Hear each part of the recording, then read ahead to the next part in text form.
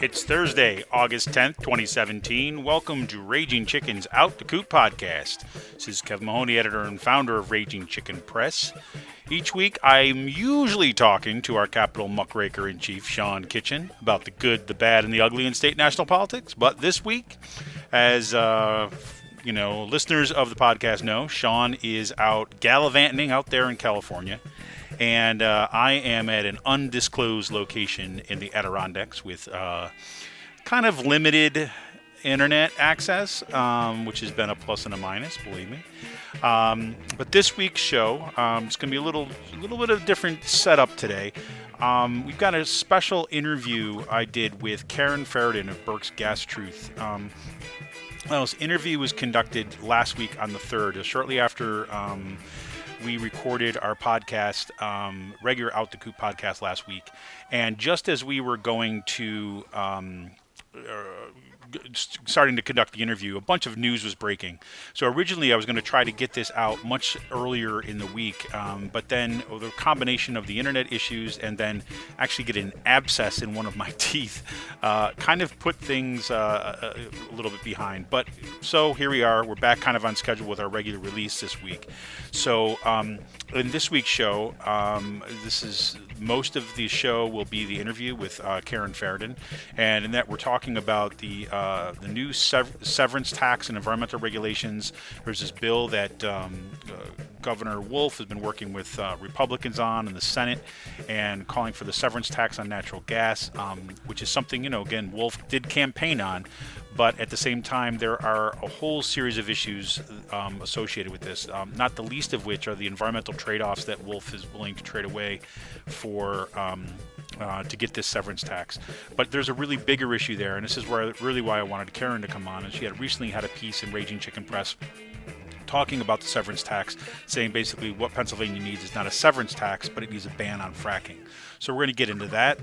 We're going to get into some of the new FERC nominees that were just being released as we were kind of going to record last week, talking about the Senate energy bill and the huge mess that is the Mariner East 2 pipeline and what that exposes about the Pennsylvania Department of Environmental Protection.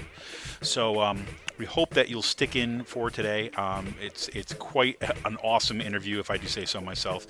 But just as a reminder, everybody, we do need you to keep Pull No Punches, Progressive Media going strong. So if you can, or else we'll keep on bugging you. I know it's kind of a pain.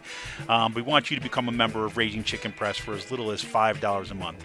All you got to do is go to the ragingchickenpress.org and look for the support and membership tab. You click Become a Member and you're on your way. If you're not ready to become a member, no problem. You can make a one-time donation by clicking Donate. We need you, the progressive community, to help us deepen Pull No Punches, progressive media that will hold power accountable. So next week, Sean will still be away. He won't be back from his left coast adventures. We do know that Sean has had a chance to visit the Russian River Brewery. He's been out to multiple breweries, actually, since there. If you follow him on Instagram, I'm sure that you're enjoying some of the shots that he's been posting from Yosemite National Park, where he visited there.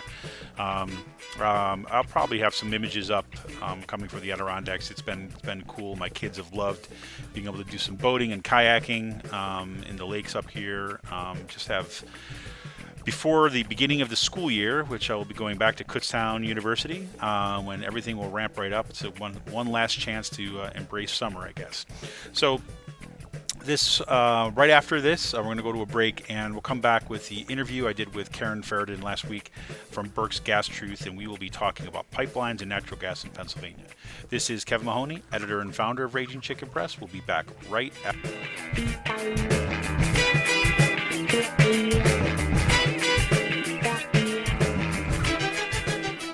I'm Rick Smith, and this is Labor History in 2.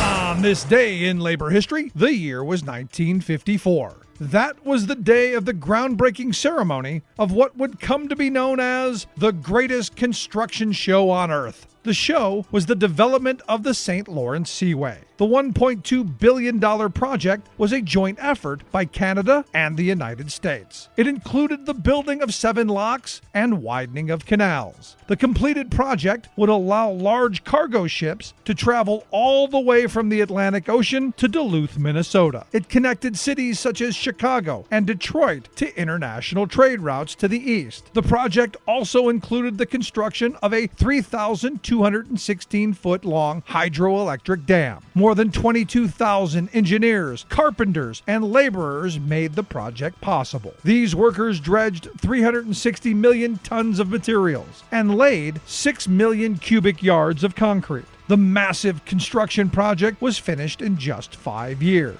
England's Queen Elizabeth II attended the opening ceremonies of the finished seaway. Within the first 3 days, 168 vessels had traversed the new waterway. Jason Romano owned a trucking company that helped transport gravel to the project. He recalled the seaway opened up the Great Lakes and brought ships to the heart of the country. And that is what makes this country great. The men who designed the project and worked with and under me are the unsung heroes. Jason's story, along with many other workers who made the project possible, were collected by Claire Parman in her book, The St. Lawrence Seaway and Power Project, an oral history of the greatest construction show on earth. The book was released in 2009, commemorating 50 years since the completion of the massive project. Labor History in 2 brought to you by the Illinois Labor History Society and The Rick Smith Show.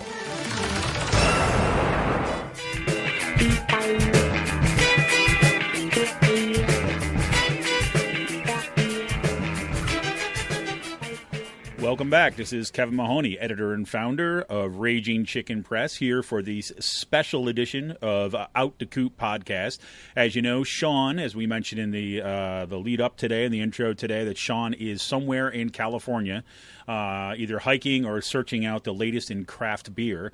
Meanwhile, we're holding down the fort here in Pennsylvania, and I am so absolutely psyched to be joined by Karen Feridun of Berks Gas Truth. We are, just as a reminder again, we are pre-recording this on August 3rd, and as we're actually getting ready for this show, there's been news breaking all morning. We expect there to be more going forward, but so keep that in mind. But Karen, thank you so much for joining me for this special edition of Out the Coop. Thanks for having me. I'm excited to be here. Well, you know, I can't say, I don't know what it is. It's good, bad thing, Karen, but you've got to be one of the busiest people I know ever since even, I mean, you were busy before Trump was elected, but now it seems like it's a nonstop assault on the planet ever since this guy has taken office. Well, that's definitely true. Things are hopping. It keeps me off the streets. That's how I look at it. There you go. But you know what? Guess what? I can see you on the streets a whole lot too as well. So maybe in the streets. In the streets. Yeah, there you go. Well, you know, one of the things in the last couple days, you had this great piece published in Raging Chicken on Daily Kos, talking about the PA budget right now. They're looking to come for a deal of the funding. As you recall, the spending part was passed, but it was a shell of a budget because the Republicans and Democrats, really, they control it, like everything right up to the governor's office. But they had not come up, not cared to really deal with the revenue side of things, about how you can actually raise funds for this. And now we have seen that there is a tentative deal in the Senate, basically to have a severance tax on natural gas. You recall Governor Tom Wolf campaigned on this. We're to go for a severance tax, and that is going to help fund education and so on. There's been many of us right from the get-go who say, okay, yeah, Pennsylvania is kind of the outlier here, and the fact that we are the only state that has natural gas drilling does not have a severance tax. But given latest warnings from scientists that we've got, 3 years left, and if we do not address this, the issue of carbon emissions in the next 3 years and dramatically, we're in for catastrophic climate change here. So the severance tax also seems a way of a distraction away from where they really did put our efforts. And so Karen basically, again, go to ragingchickenpress.org, go to the Daily Coast. You can check her stuff out. We'll have links in the show notes. But came out strongly as soon as the news was breaking about this, basically saying Pennsylvania does not need a severance tax. We need to ban fracking. So Karen, why don't you take us through a little bit about why that piece now? Well, thank you so much for letting me talk about this, because this really is critical. Back when Trump was elected, and you just mentioned how busy we are since Trump, I think it was incumbent upon the states to take action that we knew the federal government was not going to be taking action on with respect to climate change. It was clear that he wanted to pull out of Paris and roll back every environmental protection on the books. And so it really seemed like it was up to the states now to do the job that the federal government wasn't going to do. And that is not what happened in Pennsylvania. We have a governor who has done everything since he was inaugurated to expand the market for fossil fuels in Pennsylvania, and not just gas, but coal. He recently expanded. So, so we have a real problem here in Pennsylvania with somebody who is locking us into this addiction to fossil fuels for the next 100 years. I mean, they want to keep extracting this stuff. And the Democrats' point, and I've always said that the only difference in Pennsylvania between Republicans and Democrats is that Republicans want to give away our health, our safety, and our natural resources, and Democrats want to sell those things. Well, it would appear that finally they're getting close to that point where they've wanted to be for such a long time in the Democratic Party by having some sort of a severance tax agreed to that would allow them to sell those things. And that means that with that passage, should it be passed, we would institutionalize automatically fracking for the next many decades, if not 100 years. And we can't afford to do that. You said it exactly correctly, that we are out of time for dealing with climate change. And if people haven't been following the issues, why fracking factors into that so significantly is that when you're fracking in Pennsylvania anyway, you're fracking for two things really now. You're fracking for methane, which is a very potent greenhouse gas, 86 times more powerful than carbon dioxide. And the other big product in Pennsylvania right now that I can talk about if you'd like is ethane. And that contributes to climate change in three ways. One is that it's a greenhouse gas. Two is that it's a huge contributor to smog, which is the third leading cause of warming after carbon dioxide and methane. And then three, it inhibits methane's ability, once it's in the atmosphere, to convert to carbon dioxide, which is what would happen otherwise. It would meet up with hydroxides in the atmosphere and convert. Ethane inhibits that from happening. And so by ethane's presence in the atmosphere being increased, it allows for methane to remain there in its strongest form for a longer time. We don't have any chance of surviving climate change if we're going to let that kind of thing happen. And so it has to stop. And a severance tax is the absolute wrong direction to go, because that's going to institutionalize it. Well, and this point on ethane is really important too, especially since going kind of full throttle on the Shell cracker plant, right? Kind of out there in western Pennsylvania, and we see discussions of studies that are being done through the governor's office, basically, and through the Senate and the House, basically saying that Pennsylvania can support 4 more. Right, 4 more cracker plants of this ethane. And I was, reading some articles, and what scares me about this, Karen, is that some of the I shouldn't say some of it, a lot of the reporting is focused on one of two things. One is almost kind of like, the description of what this will do, like how this will translate the ethane cracker plant, how that will translate into diapers, right? How that will translate into all the plastics that will come out of that, right? Which is, part of the problem, let's just say that. And so they get into this stuff, and this is how much more products and how much more consumption we'll be able to have through these ethane cracker plants. So that's one side of it. The other side of it is so narrowly focused on kind of potential job creation and revenue for the state, which is a result of, the lack of revenue coming to the state is the result of decades of shock doctrine politics right here in Pennsylvania, right? We don't have the Scott Walkers that kind of led the charge like they did out there in Wisconsin.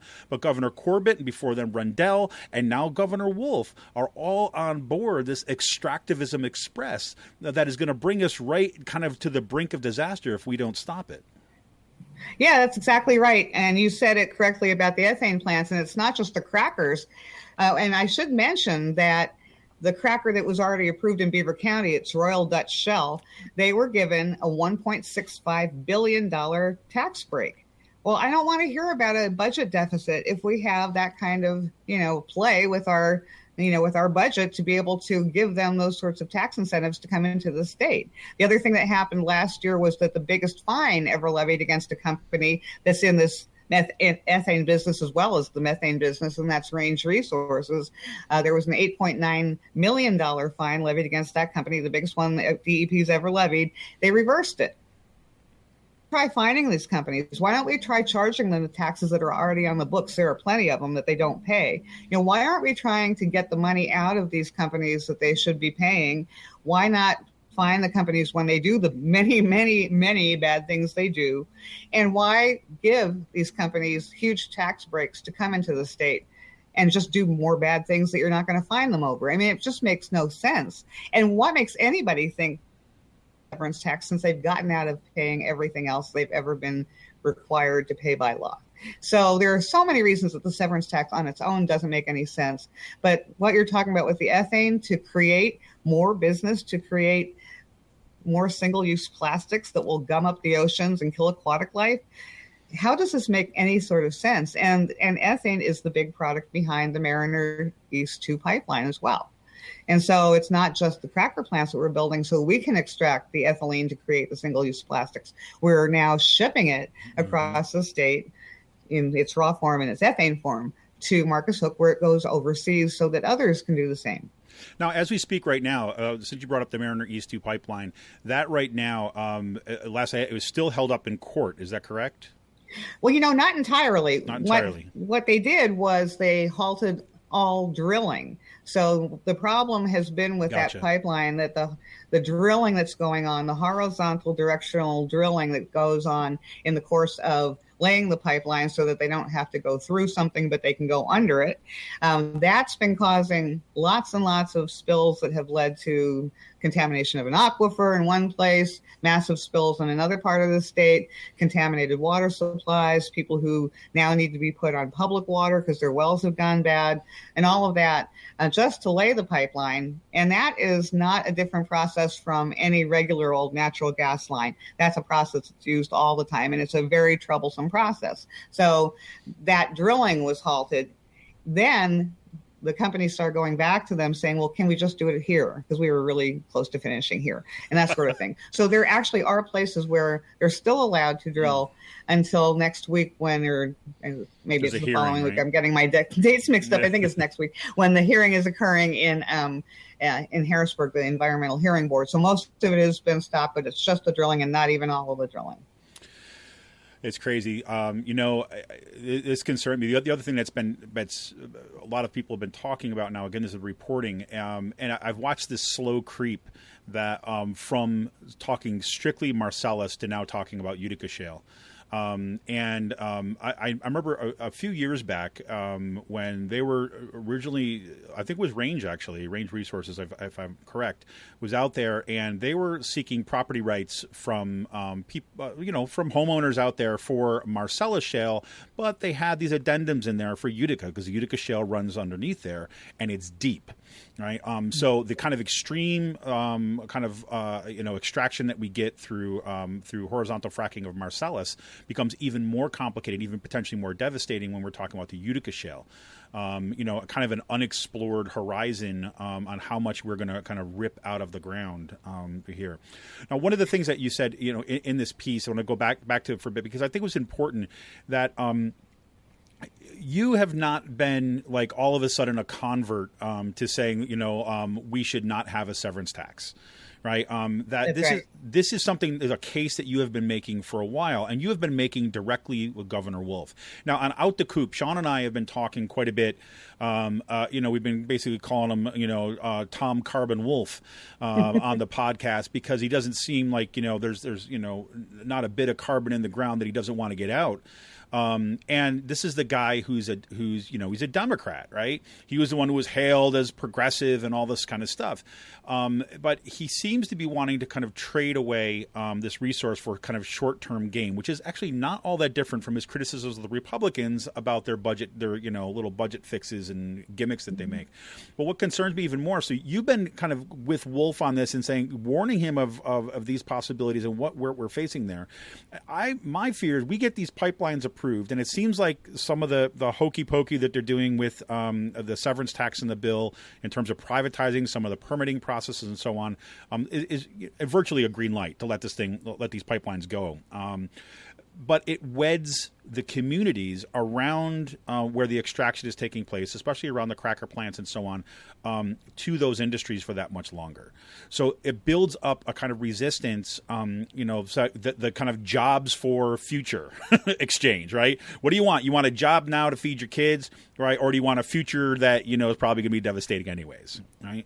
And that seems to be the setup here. So could you walk us a little bit through the case that you've been making to the governor about why he should not be just putting this stuff in the pipeline, no pun intended, to wreck our future? Well, there's so much to say about this, but basically my argument started 7 years ago when I founded Berks Gas Truth, based on a report from the Pennsylvania Budget and Policy Center that you mentioned earlier is actually supporting the severance tax. And the report I cited back then was their report in support of a severance tax back then. It never made sense to me because they made the perfect case against the severance tax, and I already alluded to it.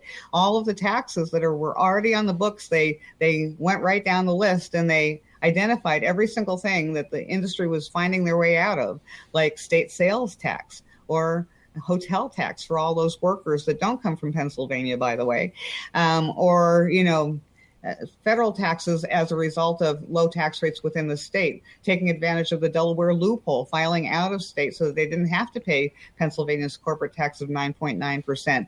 But if they did file in state, and 15% of them at the time were filing in state, they were filing as limited liability corporations so that they could actually file as individuals, corporations being people, and then paying the personal income tax rate of 3.3%.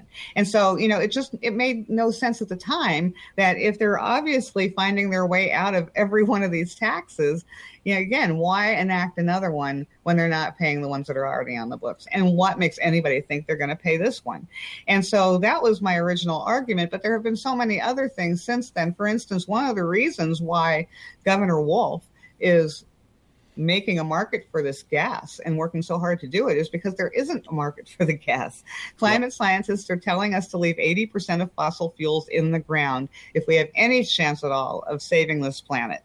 And so to be building the market at this time makes no sense whatsoever, especially when the kinds of things that he's been doing don't actually help us, because he's creating a market that isn't necessary because there's just no market in existence for that gas. Nobody is experiencing gas shortages. There's been a glut of gas. That's why he's doing this. And so if you put in place a severance tax, he will officially become salesperson in chief for the natural gas industry. That will be his job, because every program person out there who has a very worthy program that needs funding desperately will be after him to get every molecule out of the ground, like you alluded to earlier. That's what they're going to be going after, everything, because they're going to need to get every dime of severance tax out of these companies to pay for those programs.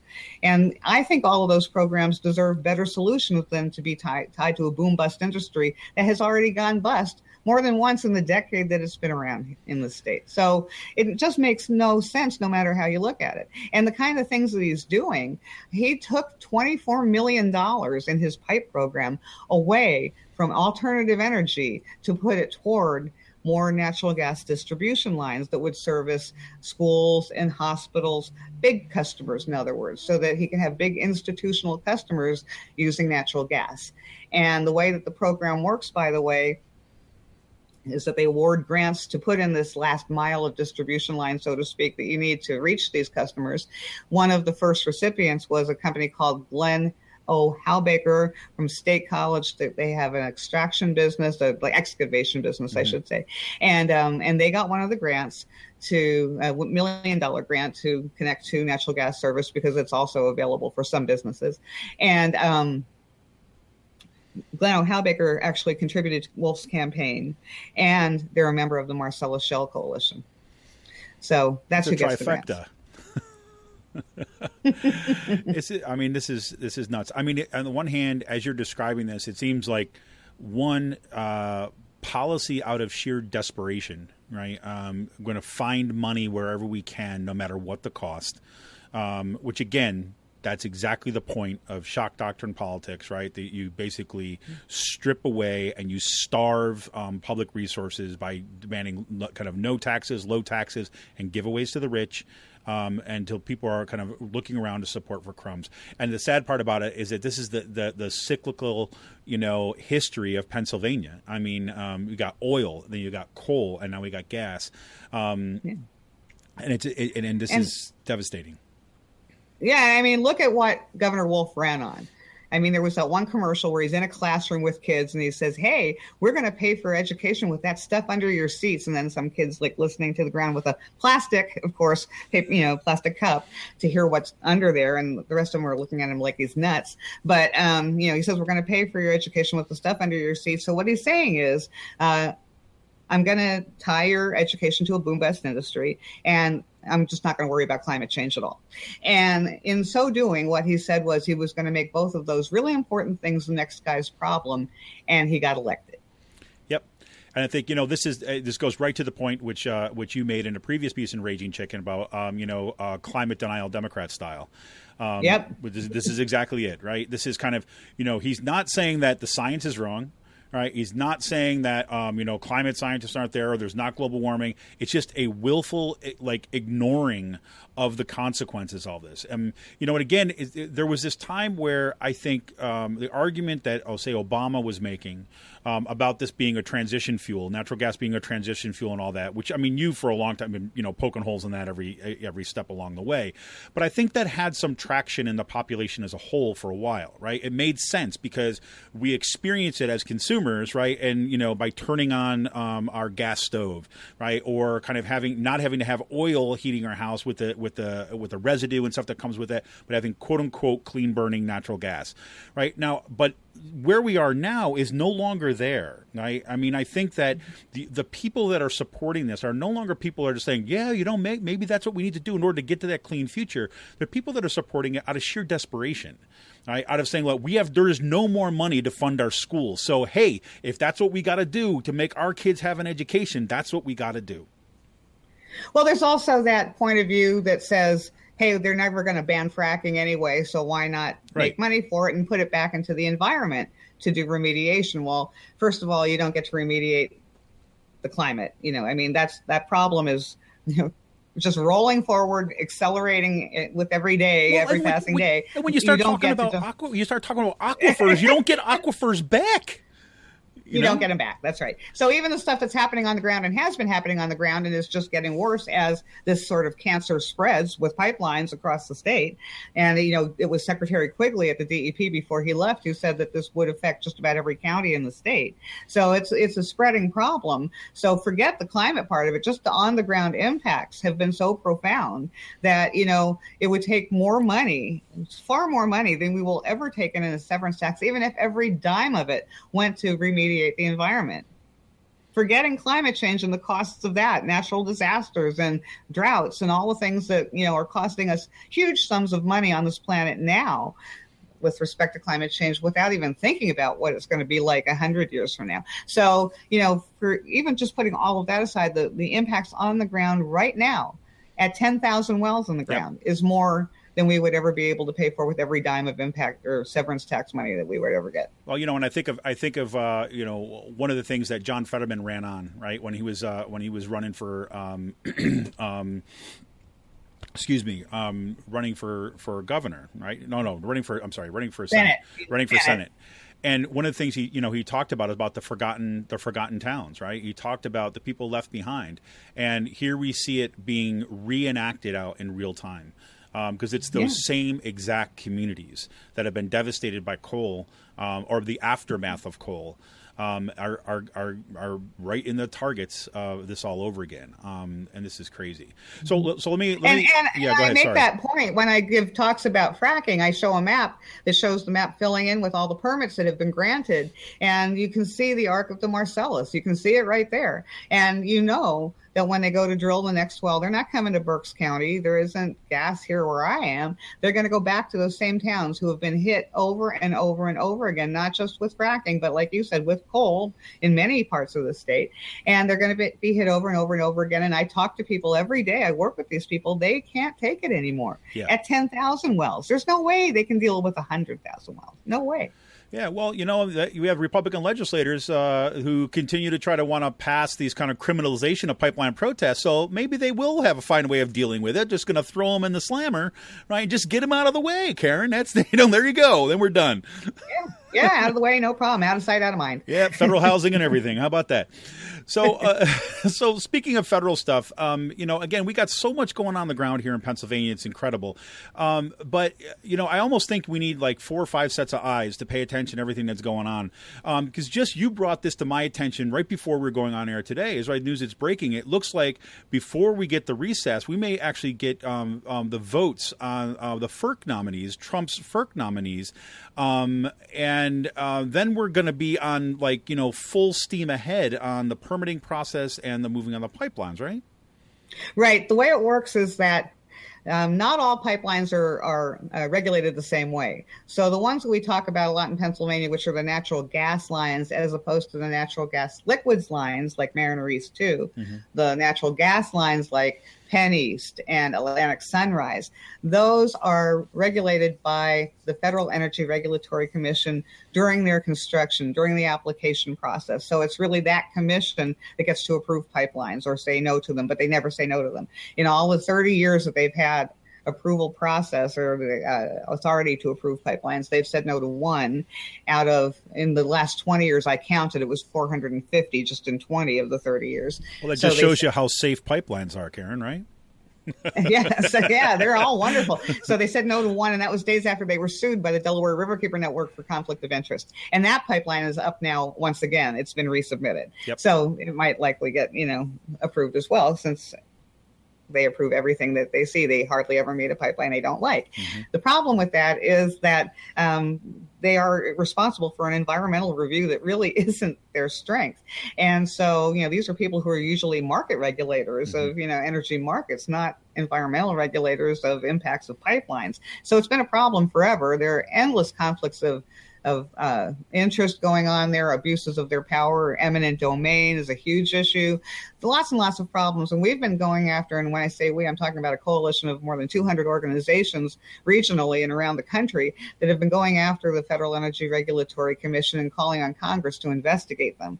And that hasn't happened. So when FERC lost its quorum in February, when Trump ousted the chair at the time, they were already down a couple of members when he ousted the chair. Rather than just resume his seat on the committee, he just decided to leave the commission altogether. So all of a sudden in February, the commission was down to 2 members. One of them has since retired. Her term was up. So now we have 1 FERC commissioner out of 5.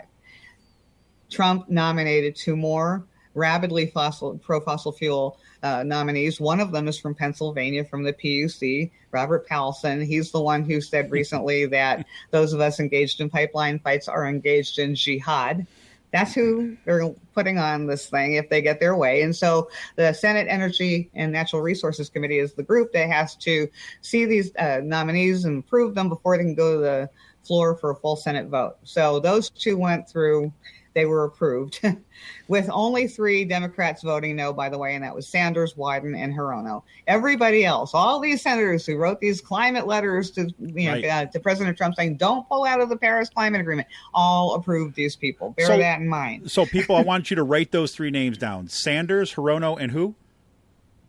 Ron Wyden. Right. There's your 3 that voted against this. Right. Mm-hmm. So this is why you hear us talk. I mean, I know that we get some flack for this, for kind of going after Democrats.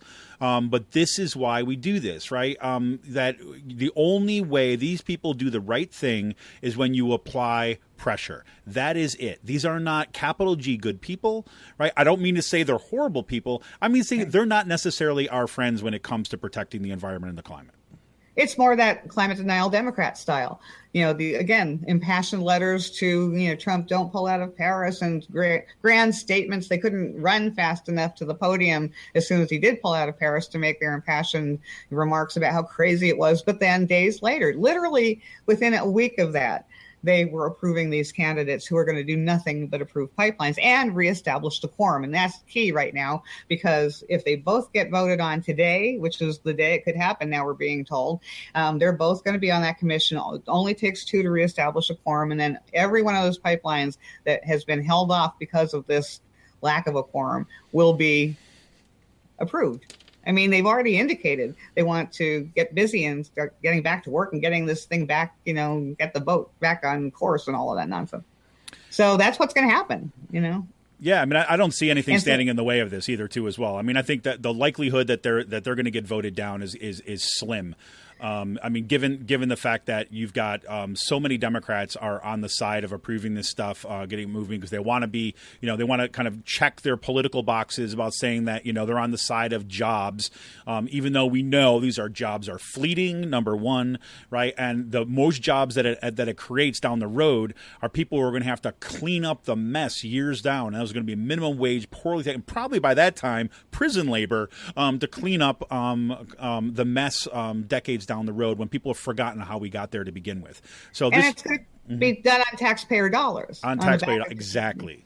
I mean, the industry isn't paying for any of this stuff. In Pennsylvania, we have this big, huge problem of orphaned and abandoned wells, and every one of them needs to be capped at least every 25 years. There are hundreds of thousands of them. They haven't even gotten through the vast majority of them at the rate that they're going right now. To hit them all once, it would take them 21,505 years. That's how long. And it has to be done every 25 years at least. It should be probably shorter than that to prevent methane from leaking out of all of these wells. The Act 13 controversial law that went into effect a few years ago, a lot of it was excised by the Supreme Court, but the part that remains includes a well bonding fee of $10,000. Every new well that goes, offline, a Marcellus generation well, in other words, Utica generation well, it takes at least $100,000 to cap it once. So, that's what we're going to be paying for, to save our own butts. It's going to be your children and then their children and generations going forward in perpetuity having to deal with this. Yeah, this is why, again, I don't see how anybody, I've got 2 young kids. I've got an 8-year-old and a 5-year-old, right? And I don't know how anybody that has kids, I mean, everybody in general, true. But I mean, I look at my kids and you think about their future right away, and their future really quickly runs right up against that wall of catastrophic climate change. I don't know how anybody in good conscience, I don't care if you're Republican, Democrat, conservative, progressive, if you're just thinking about the future of your kids, like we're supposed to care about, we want to leave things better for them. We want them to have a better opportunity. There is no way under these conditions that this happens. Nope. So, I mean, it's nuts. So we've got that. So we're going to watch this. We're going to have to come back. We're going to come back to what happens in the FERC, because my guess is by the time Sean returns from California and we're doing this is a 2 weeks lapse, that we're going to see some rapid movement on pipeline approvals and this kind of stuff if assuming these nominees go forward. All the more reason, folks, pressure. Call your senators, call your representatives, and get in the streets on this one, because it is our futures we're talking about. The good shining light, I guess, in this one, Karen, is that we've got this amazing, really hopeful, forward-looking Senate energy bill, right? Yeah, fantastic news there. Well, this is another thing ties into the FERC topic we were just talking about, because the energy bill it actually expands FERC's power. And in fact, the House just passed two bills that are similar. One of the bills actually takes away that presidential border crossing authority that Obama used to stop the Keystone XL pipeline. Really? It takes it away from the president and gives it to FERC. Wow. Wow. Now, that's the House. They already passed that one. The Senate energy bill does all sorts of other things in addition to expanding FERC's powers at a time when we have been calling on them to get on FERC for all of the abuses of power. They want to expand those powers. And they also want to do things like expediting LNG exports, and FERC would have a role in letting that all happen much more quickly. And LNG refers to liquefied natural gas that would be liquefied methane gas, in other words, and it's a very cumbersome, expensive, dangerous process to do that. On ports, different places along the coast of the United States where these facilities would be built that would liquefy it and then send it overseas again to the highest bidder. So there goes that domestic energy that we're all supposed to be so excited about. Right. And then and that would, of course, jack up prices for energy in this country because we'd be competitors for our own energy. Nevertheless, it's like, I swear to God, it's like, this is insane. It's like, it's like living in like a hall of mirrors. What you have to do in order to kind of make sense of what's kind of moving forward. But that's exactly what it's designed to do, right? It's designed to get us that we don't know which way to look to understand what is going on. And so you throw your hands up in the air and you just like forget it. It's like living inside an Escher maze, right? I mean, it's nuts. Right. It is, exactly. And then you greenwash the name of something like the Clean Power Plan last year, Yeah, right. And we're already dealing with all of the problems out of that, even though basically Trump killed that. But the legacy of that badly named, greenwash named plan is that Pennsylvania now has 47 new natural gas power plants approved that we have to fight, every single one of them, because every one of them will mean more pipelines, more fracking, more into the atmosphere, killing us that much faster. So we have all these terrible bills, all this terrible stuff going on in the state, like you said, confusing everyone. Meanwhile, I should just make the point for the plus side of all the good side. There is a good side here, is that everybody pretty much knows now that bridge fuel idea was nonsense. Yep. And where's the bridge? Yep. And so there are people with a plan, though. The Delaware Riverkeeper Network has a plan for Pennsylvania that experts came up with to show that, you need to use fossil fuels to get off of fossil fuels. There needs to be a transition. But if you use the right mix and you do the right sort of conservation programs, no, not going and living in a cave like our detractors like to say we're telling people to do, but actually cutting back in smart ways and ways that, turn off a light now and then, simple things we can all do to conserve energy. Meanwhile, using the right mix of conventional fuels, not extreme fossil fuels like fracked gas, mountaintop removal coal, tar sands. By using conventional forms of fuel, we can make it through the transition and be done with all of this by 2050. And we actually need to be done with it by then. Some programs even talk about doing it sooner, 2035. So there are ways to be off of the grid by 2030 by almost anybody's plan, off of everything by 2050 by, again, the most generous plan. And it can be done with fossil fuels used in a smart way, but there needs to be commitment to a plan. And everywhere that green energy is being done, green energy jobs outpace fossil fuel jobs.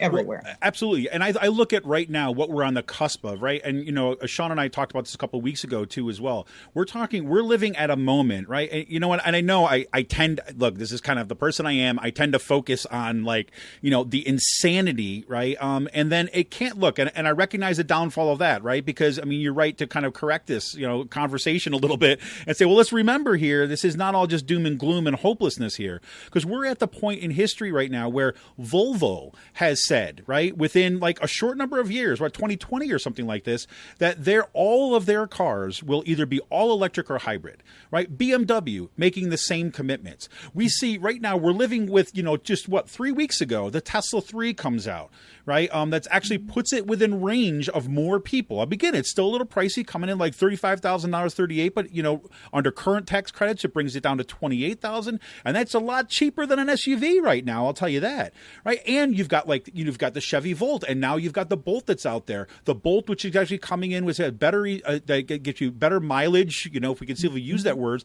than even the Tesla 3. So we're at this point, and you look at that and you say, well, what's standing in the way of expanding that dramatically? And there's only two things. One, a commitment to build out the infrastructure for charging stations and so on. And secondly, like a green lighting of solar panels, and tax credits to incentivize solar panels, like in all communities. If you did that, right, and again, in order to build the solar panels, in order to build out that stuff, you're going to have to expend fossil fuels. There's no doubt about that, right? But what you're doing is you're taking steps in those kind of directions. And things that once had seemed to be kind of a little like fantastical, right, and be, again, even like 10 years ago, 20 years ago, people think, yeah, electric cars, blah, blah, blah. But we're there. And so it's no longer a question of technological feasibility. It's no longer a question of do we know what's going on. It's a matter of political will. And, I tend to look at it like this, is that even though I don't think technical solutions is like, that's not the end all answer. But what it is that I think that the solution is actually a lot simpler than it is. As crazy as they're trying to make us, the solution is simple like this. It's organized power, right? Demand a stop, stand in the way, and pressure. That is it, right? So as complicated as they want to make all the problems that they're putting in our way, the solution is like what it's always been. It's organized resistance, period. Yep. Yeah. I mean, the Senate energy bill that we were talking about a minute ago has a renewable energy section that does not mention solar or wind. Blows my mind. Yeah, so that's what we're dealing with. And so actually, I am getting ready to launch something. I'd love to come back and talk about when it's launched. Awesome. Because I'm too busy with pipelines right now and everything else and FERC and all of it. But I'd like to come back at some point, if you'll have me, to talk about this statewide campaign I'm launching called 100% PA. It's 100% renewable energy and 100% sustainable solutions for 100% of Pennsylvanians. And the idea being that, what I said at the top about how, we were supposed to be sort of counting, I think, on our state governments to do for us what federal governments were not going to, or the federal government was not going to be doing under Trump.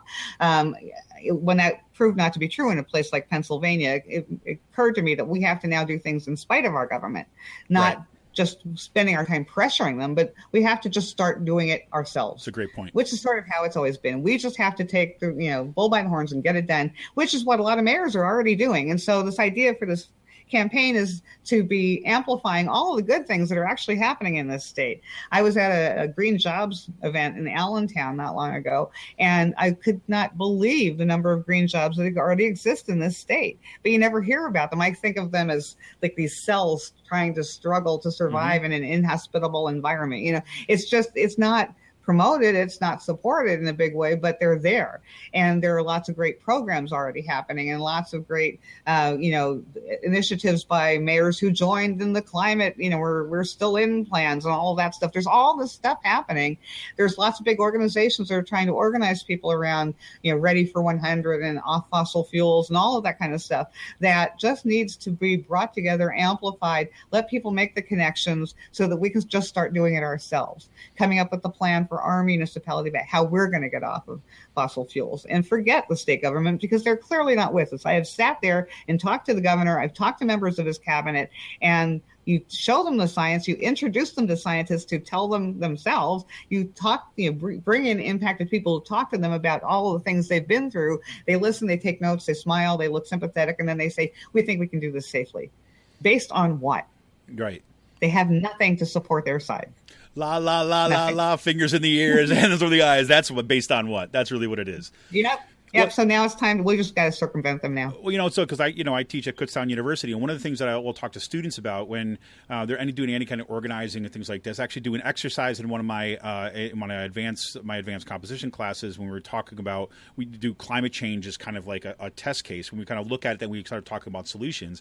And I always say, one of the problems that is faced, we start talking about solutions, it's all way up here, like way heady in the air, abstract ideas. How do we solve this global thing? And I say, well, instead of doing that, let's flip it around. Let's talk about building it from the ground up, arguing from the ground up. Say, here at Kutztown University, what could you do, right, that would have a direct impact upon this? We know what the problem is. It's not a question about knowledge. It's a question of will and thinking, and then, getting around the cynicism or getting around the despair, really, right? And so we end up looking at examples like, hey, right down in Philadelphia, they started painting buildings' roofs white. instead of black. They look at the Eagles Stadium, the greenest stadium, right, in the entire country. Right. That, again, it's not perfect. Right. But, you've got these are real initiatives that have happened. And when people think about Philadelphia, the last thing they think about with Philadelphia is that it's a green city other than Eagles. Right. They think about it as like, it's a working class town. So they associate that with industry and dirty. No. It's got some really important industries that are going on. Look what's happening. You mentioned in Allentown. If you look at some of the build out that's going on there, and again, there's lots of complications of that. We'd get on it. But there's really important initiatives that are already there. And once you start flipping around that perspective, which is, I'm thrilled to hear you're doing this, flipping around that perspective and say, no, look, we can't go to Paris climate thing and solve it all right there. Let's start doing it right here, right now. Yeah. Right? In our own backyards. Well, one thing I wanted to get your perspective on, like before we go, I've kept you a long time, I know, but it's like every time I get talking to you about this stuff, it just, one, my blood boils, like, but also, it makes me feel good, I guess, in that sense that, look, the work that you're doing is having an impact. The work that you're doing is so critical. And the fact that you're busy, I know it sucks for you sometimes, but it also, I think is everybody else needs to hear this. Is like, when Karen said you started Berks Gas Truth, 7 years ago, you said? Uh-huh. Right. I mean, that is, Berks Gas Truth. You're sitting there in Kutztown, right? Like you'll start this thing because we need to. And now, right, in a relatively short period of time, right, you're talking about really helping define the debate about where we go and move forward. Right. And as you always say, right, you're not doing this by yourself. Right. You're doing this with a whole series of other organizations and individuals across the state and across the country, really. Right. Mm-hmm. This kind of network of power that is really having that impact. So that's pretty awesome. Well, one of the things I just want to get your perspective on, because this is one that kind of hit me hard or kind of earlier this week, is that one of the most amazing examples I saw, both in terms of strategy, in terms of its symbolic, the way that it kind of embraced like the symbolism of taking a stand of resistance, was the stand in Lancaster, right? And we just, for people who haven't, if you listen to this podcast, you've heard us talk about this like endlessly. You had this giant barn, right, that says "Welcome to the Stand" on it every weekend. Nonviolent direct action trainings, kind of building this giant, looks like a like a deer stand, except with a house on top. Right. Building gates, right, to prevent the pipelines coming through. Is this 107-acre farm in Lancaster, outside Lancaster, kind of Stoga, I guess. Kind of Stoga, huh? Yeah, and that had been this kind of really focal point for resistance. There's a group of local nuns had set up a chapel there and were blessed. It was an amazing space. And we just got word this week that that Williams, who's building that pipeline, has bought the farm, the whole 107 acres of it. And my first thought was, oh man, this was our standing rock in a way, right? We hadn't gotten to that point where there's a direct confrontation, but that was the way the vibe of the place and the theory and the strategy behind that was very much informed by the same kind of like community-based kind of resistance, right? Embracing local cultures and customs and background and so on. And now I can't imagine that Williams is going to say, hey, you know what? You guys, you can keep the barn and all the nonviolent action stuff like that, right? Right. We know they're going to oust them right away. And the Lancaster Against Pipelines has come out and said, again, my favorite quote from them was that, look, the stand is not a property, right? It is a grassroots movement, and we'll be moving forward. And that was heartening to hear because that felt devastating to me. And I'm curious, you're just like, take on where we are with that.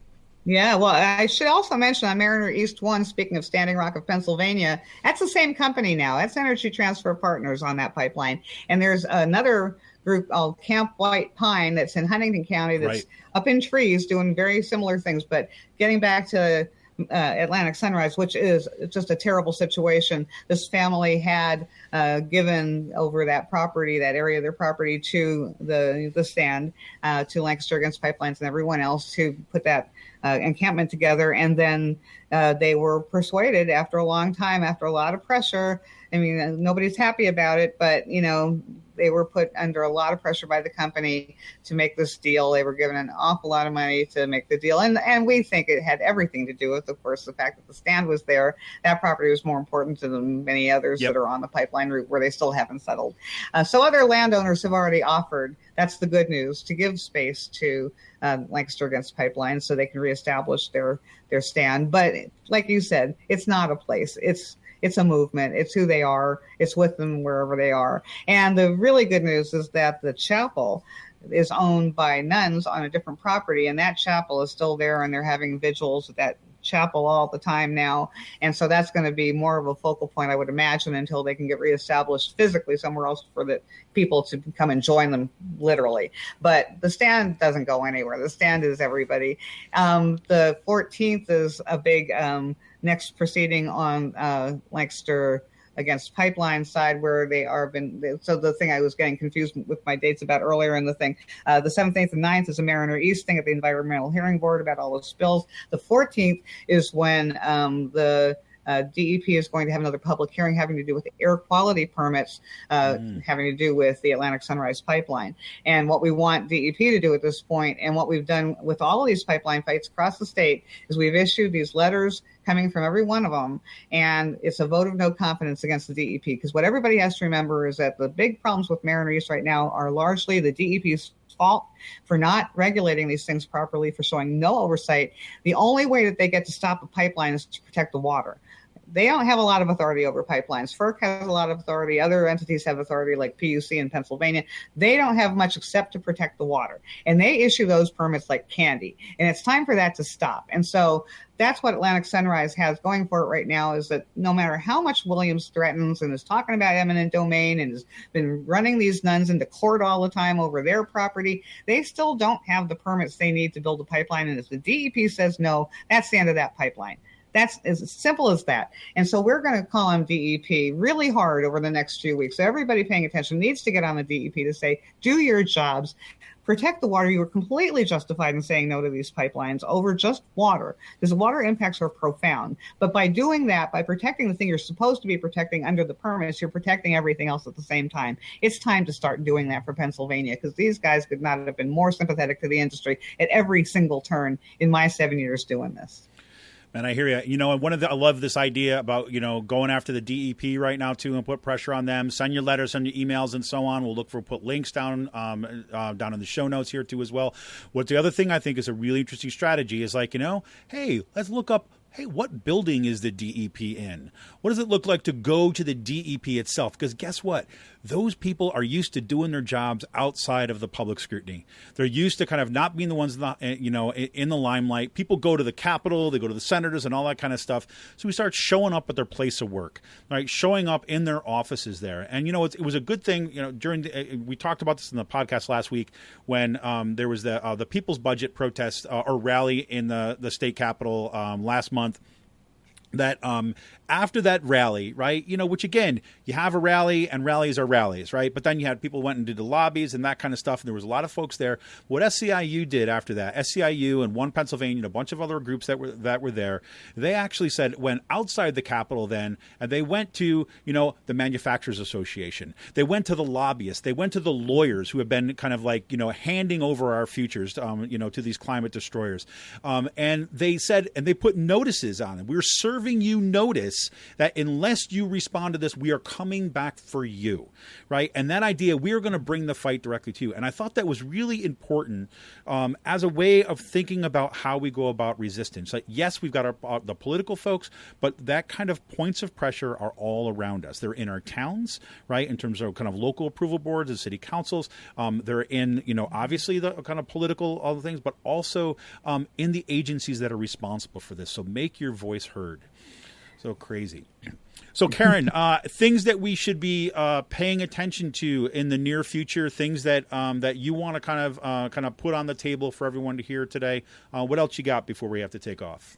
Yeah, so definitely keep paying attention to that severance tax debate going on. Given when this might air, I'm not sure when a vote could occur, and so it might be old news by then. But keep paying attention to that. Definitely follow this FERC nominee thing, because if it does get done today, there's still 2 other nominees. We still have to keep fighting, and we have to fight every single pipeline approval after that. We have a bunch of them right here in Pennsylvania. Like I said, right here in Berks County, where I am, we have the DTE pipeline that connects to a power plant we're trying to stop. So look for cases against power plants throughout the state, but right here in Berks and Birdsboro, we're trying to stop one there. Look for the Senate energy bill. Look for everything coming up with like I said, 100% PA, and all of these groups are trying to do the right thing and put forward these initiatives. You said about Philadelphia being a great green city. It also happens to be a place where they're talking about Philly as a gas hub. Right. They're trying to do every lousy thing in Philadelphia they can with refineries and all that kind of stuff. So, so I think one of the things about doing our things our way, advancing the right agenda, the clean agenda our way, just makes their agenda look more foolish. So look for more of that. I hope to have the website up so everybody can find all those great programs. Get involved. Naomi Klein, who wrote Shock Doctrine that you referred to earlier on this show, she also wrote a book called This Changes Everything. And so the key thing is, whether you're following any one of these things I just mentioned, the key thing is to remember that to address climate change, it does mean systemic change. It means if you're going after a bank, do that. If it means that you're putting an organic garden in, do that. Whatever it is that calls to you, that you feel passionate about, that's what you should be doing. There's room for you to be doing whatever it is. You fit in wherever your passions lie. So don't think that you have to be anti-fracking or be with me fighting, in the weeds, crazy policies and things. If you're interested in something else, getting a bike lane put in your town, anything is important right now. It all has to change, and we have to work together to get it done.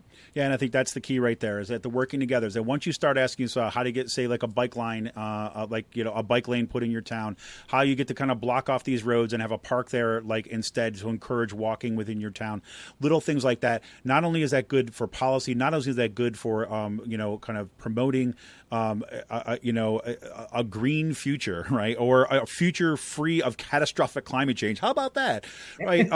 It means that you have to get out there and work with others, right? You have to talk with your neighbors. You have to talk with people in your community. And once you start kind of coming with that, I'm always amazed at the creative energy and the creative power of people when they put their mind to trying to solve a problem in productive ways for everybody. As much as the loudmouths, get front billing in many ways, it's really the persistent, caring work that is done on the ground in communities, both big and small, across this country and across this world, that actually get things done. So, I mean, right here in Berks County, we have defeated a pipeline. We have defeated a gas to liquids facility, which was crazy bad. It was the craziest proposal ever made, because it would have been the first one in the United States across the street from a daycare center. I mean, it was nuts. So anyway, it didn't take money. I mean, everybody was putting in their own money, but it didn't take anything close to what the industry was throwing at that project for communities to get it done. And it wasn't me. It was lots of people in their communities talking to each other, organizing together. That's how you succeed. It doesn't take piles of money. They have all the money on their side. We have all the power on ours. Well, there you have it. Couldn't set it better myself. So, look, you can always go, just go check out Berks Gas Truth, and that's gastruth.org. Look up Karen Feridun. You can check her out on Twitter, on Facebook, all around the place. We'll get links up to all this, too, as well in here. And, Karen, thank you so much for taking the time out, especially at such a busy time when you've got, your octopus arms out trying to keep everything going. Well, thank you so much for having me. I'm always so grateful for the opportunity to talk about all this craziness. So get in there and just help however you can. Oh, you got it. Well, thanks again to Karen. So we will be back right after this for a short kind of last call for the day. Maybe we'll even have some word from Sean about which mountain he is on or fell off of. Who knows? We shall see where it goes. And hopefully we'll have some beer news for us, too, that I can share with you in the last call, too, as well. So, again, thanks to Karen Feridun for Berks Gas Truth for bringing us up to date. This is Kevin Mahoney, editor and founder of Raging Chicken Press. We will be back right after this break.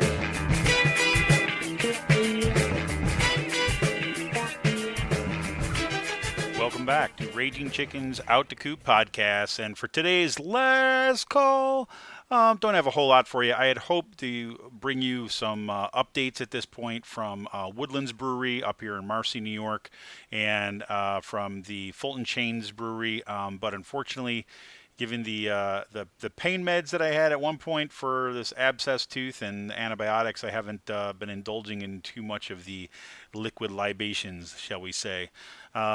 So we won't have a whole lot of the report here. Instead, I think I'm just going to leave you all with just a kind of reminder to enjoy and soak up as much of the summer as you can for what's left of it as we move into the dog days of August.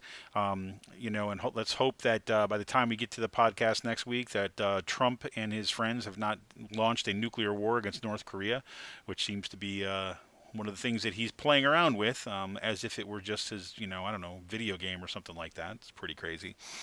For next week's show, not quite sure what we're going to do yet. There's a possibility that it might be another interview show like today. I've got a lead on a guy who's going to be he's writing about kind of the use of science and politics and things like this. He's got a new book out. We might do that for next week if we can hook it up. If not, we'll have some other special show for next week as we await the long-await return of Sean Kitchen to good old Pennsylvania. So this is Kevin Mahoney, editor and founder of Raging Chicken Press. I'm signing off for this week, and hope you enjoyed the interview with Karen Feridun from Berks Gas Truth, and we'll talk to you very, very soon. I'm out of here. See ya!